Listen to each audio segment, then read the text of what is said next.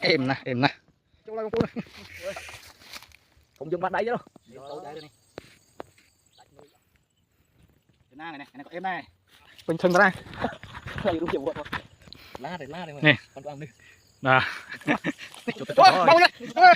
Em chay ạ. Sọt tay nghe. Wow. Em làm phụ nữ. Cay.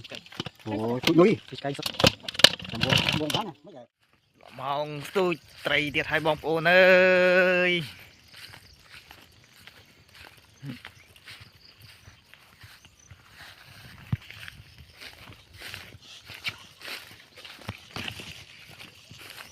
Tôi trầy.